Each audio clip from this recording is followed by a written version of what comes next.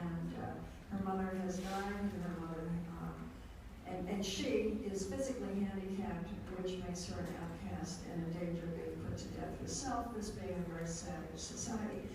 Okay, so as I was writing along in this book, I began to perceive that I could connect it to The Giver, because the mail was still coming in. This is a number of years later about The Giver and the questions it raised. And so at the end of this book,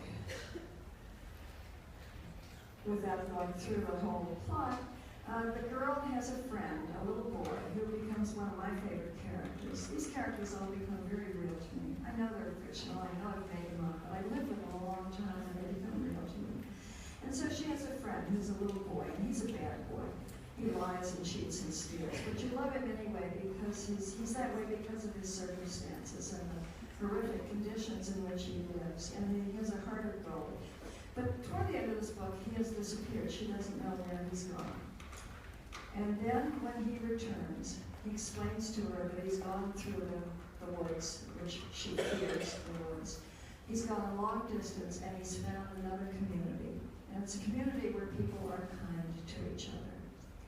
And he wants her to go there with him to live, because he too is an outcast as she is. She decides against that, but in the course of his trying to convince her, in the original manuscript, he says to her, I see a boy there, about the same age as you. I bet you could marry him. Kira hugged him, thanks, Matt, she whispered, I don't want to. In the original manuscript, the boy, whose name is Matt, then goes on to say his name is Jones.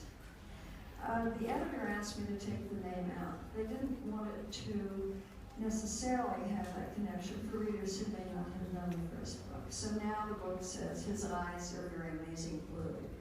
Matt said importantly, as if that might matter. But Kira smiled and shook her head no. And I found that readers who knew the first book and were passionate about the first book did recognize that reference and realized that this was a place set in the same time period with different circumstances, from which one could have gone back and forth.